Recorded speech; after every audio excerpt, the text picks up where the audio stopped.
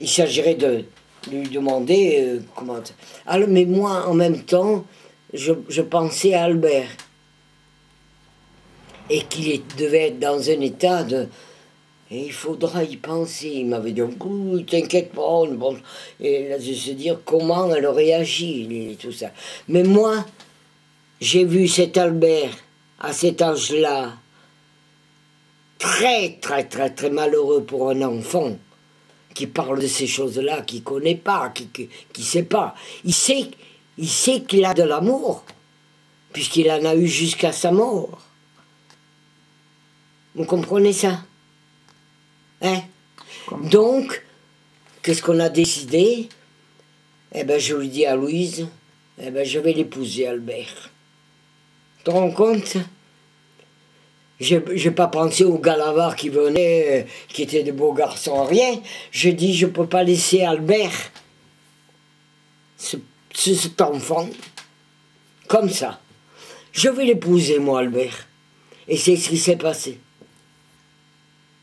Inutile de vous dire que ça n'a pas été un grand mariage. Ça a été, comme toujours, des paysans qui n'ont pas grand-chose, mais des parents qui ne se sont pas trop occupés de moi, voir s'ils pouvaient faire quelque chose en plus. Non. Bon, c'était plus que simple. On a eu cet oncle érudit qui est venu, ma sœur qui me dit « Je t'achèterai une jolie robe ».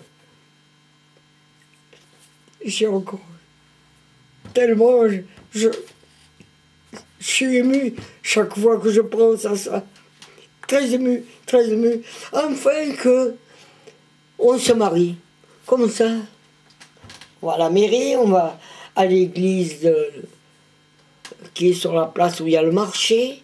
Je sais pas, on était quatre. Il y avait les sœurs d'Albert, le père d'Albert, mon oncle, et moi, comme ça. C'est à quelle église que tu t'es mariée? À quelle église?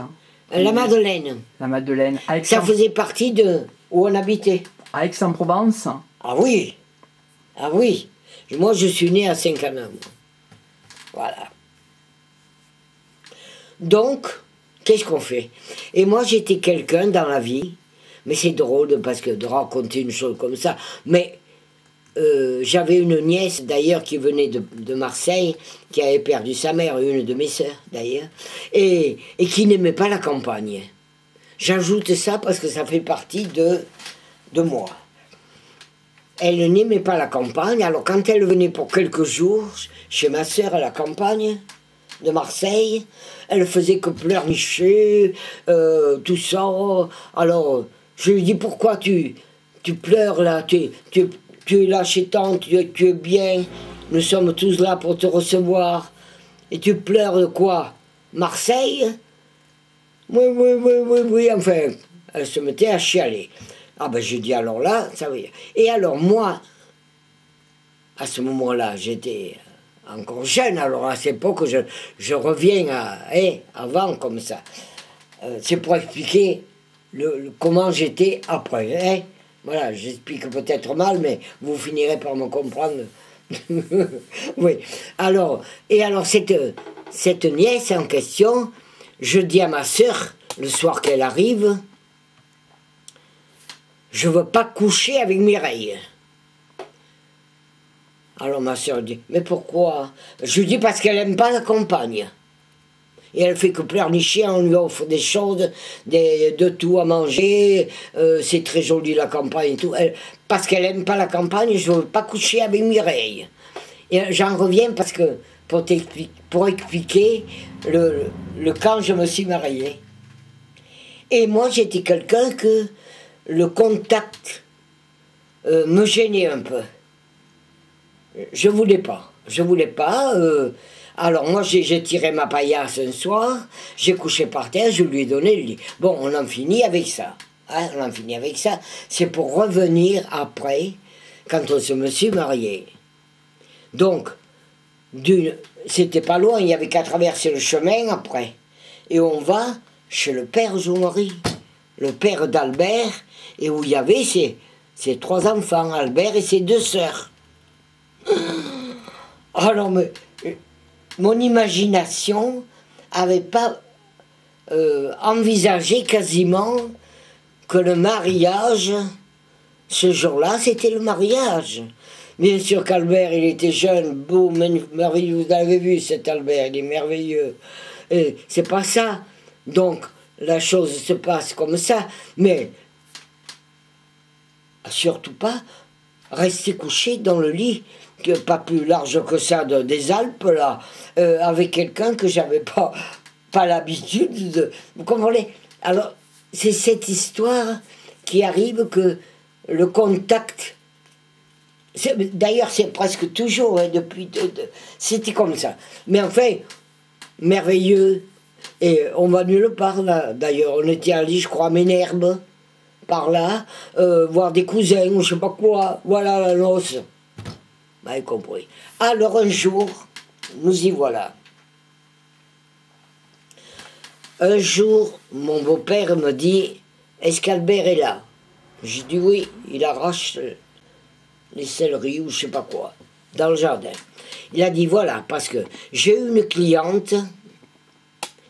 Est-ce que ça va pour vous, ce que je dis? Ça va tranquille, Lily. Ça va? Oui. Bon, pardon. Il dit, j'ai eu une cliente qui me demande si votre fils, puisqu'il est marié, et qu'on était là, nous en plus.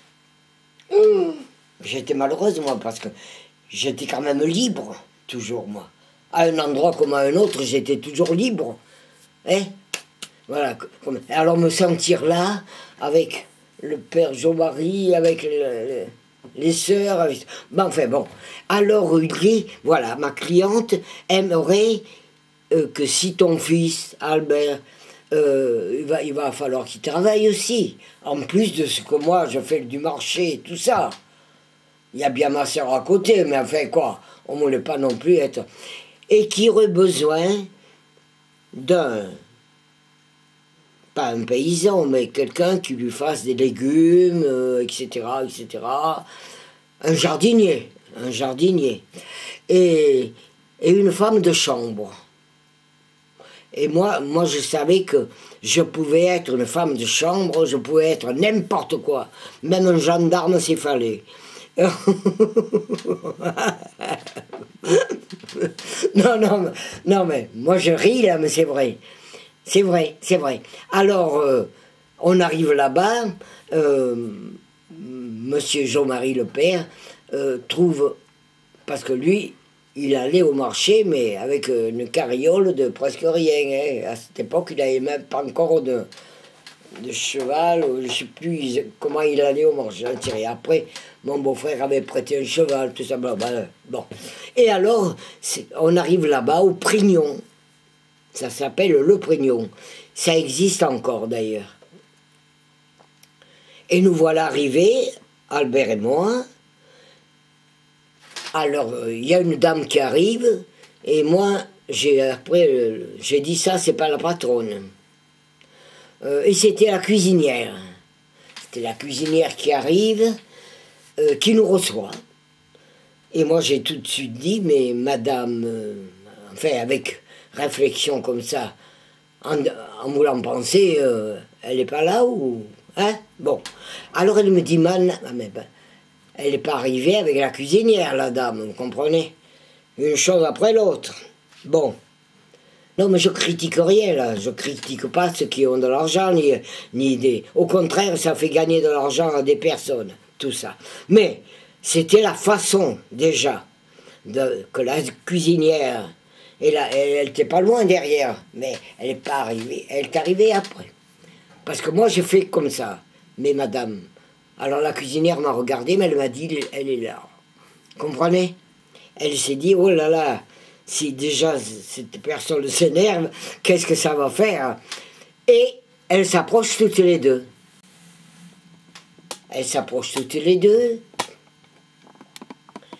Et moi, la cuisinière m'explique un petit peu comme ça.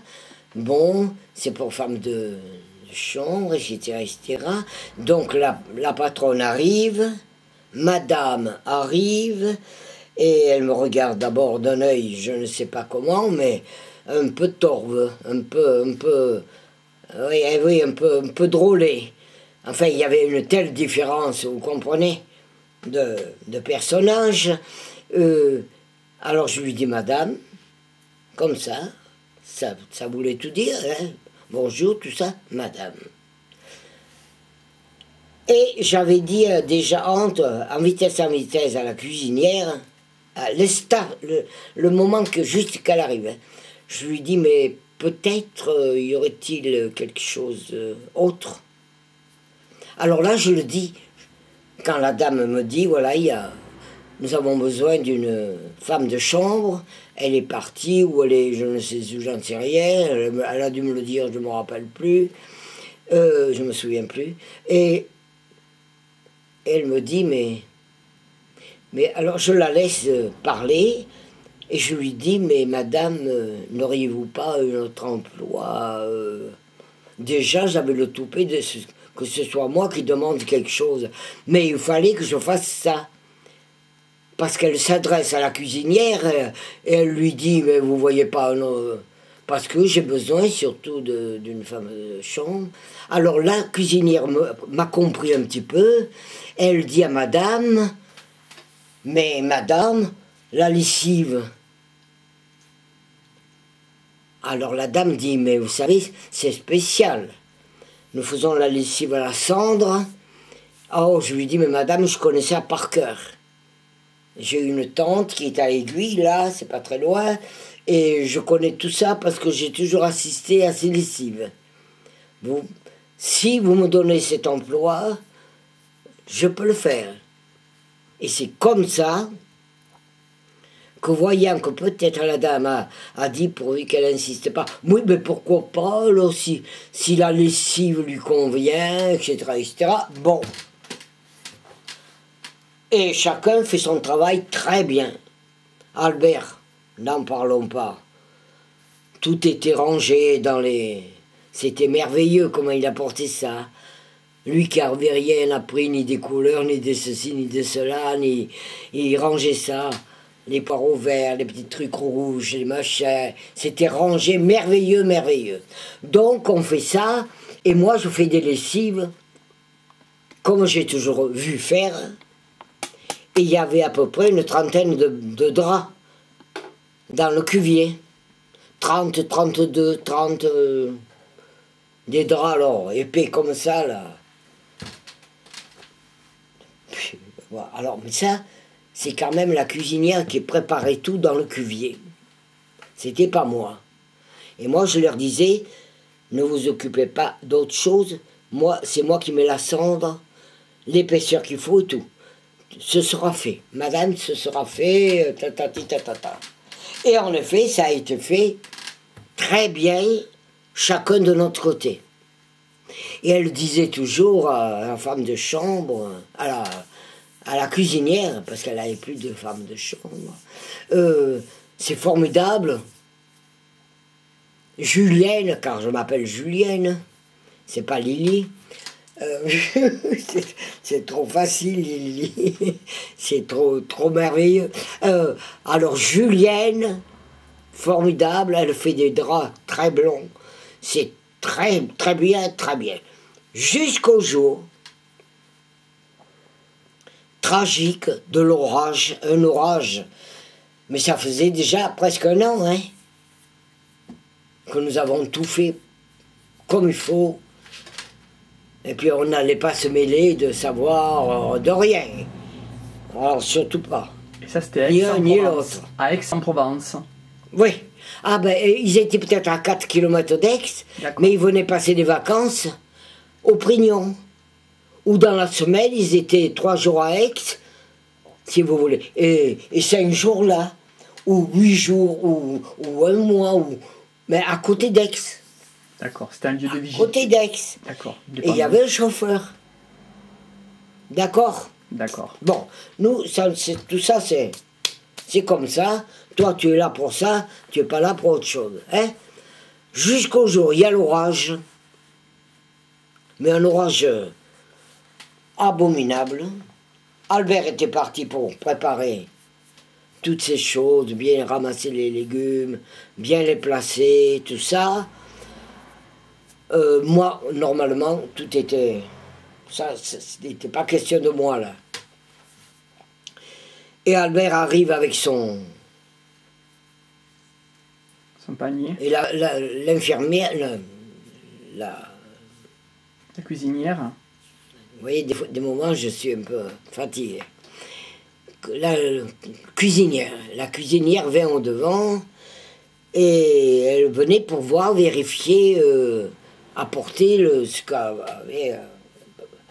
Et elle voit qu'il y a ça qui... En fait, et la patronne avait l'air de... Mais elle était toujours un peu à l'écart, mais en surveillant. Alors, elle voyait qu'il y a... J'ai dit, voilà, je rapporte ça, mais il y a eu l'orange, etc., etc. Et donc, elle s'approche. Madame s'approche, bien. Et qu'est-ce qu'elle voit? Ou un poireau, une carotte, je sais pas quoi, avec de la terre mouillée. Qu'il n'avait pas fait attention, comment... Peut-être c'était... Il n'avait pas bien vu pour cacher, mais c'était pas la peine de cacher non plus. Hein. Beaucoup de terre mouillée comme ça, qui abîmait soit une carotte ou un poireau. Bon, alors là, le pauvre Albert, je ne vous dis pas, il est resté comme ça parce qu'il a dit, mais elle a dit, mais pourquoi? Et moi, je réponds pas. J'ai seulement dit, après que je voyais qu'elle... je lui dis, mais madame, l'orage, c'est l'orage. Tout a été inondé, le jardin, tout. Et il a pu récupérer. Et après, j'ai plus rien dit, j'ai resté comme ça, là. Et Albert, inutile de vous dire, il n'a pas bougé. Il était dans un état lamentable parce qu'il n'aurait jamais rien pu dire. Il n'a jamais rien dit, d'ailleurs. Jamais, jamais, jamais. Et moi, j'ai rien dit non plus. Et elle dit à Albert et que cela ne se renouvelle pas. Ou ne se renouvelle plus. Et elle l'a répété au moins, Albert, que cela ne se renouvelle pas. Alors moi, j'écoute. Et Albert ne dit rien. Donc, inutile de dire la nuit que j'ai passée sur mon matelas par terre. Hein. Albert me disait, mais pourquoi tu te lèves? Où tu vas? Mais qu'est-ce qu'il y a? Ben, j'ai dit, je réfléchis à ce que je vais faire demain. Et mon pauvre, j'ai bien réfléchi. Et alors, c'est moi qui ai rentré en vedette. J'ai bien réfléchi et j'ai dit, je dis pas le mot que j'ai dit, hein, parce que c'est vilain. Mais enfin, elle a eu son compte dans le... et quand elle est revenue, et que ça ne se... Elle dit à Albert que ça ne se renouvelle pas et tout ça. Moi, je réfléchis que je vais avoir la lessive. Comprenez? Et j'ai pensé à sa lessive. Donc, la lessive... J'ai mis 3 casseroles parce que normalement, je commençais à 8h le matin jusqu'à 4h de l'après-midi à mettre de l'eau bouillante dans une casserole pour mettre sur la cendre de 8h le matin jusqu'à 4h avec un grand truc qui était suspendu à la cheminée comme ça où on prenait l'eau. Et qu'est-ce que j'ai fait quand on m'a apporté pour faire les draps? J'ai mis 3-4 casseroles d'eau. Alors, Albert me regardait faire. Il était là à porter des trucs, là. Qu'est-ce que tu fais? Il voyait que je prenais ça en patience.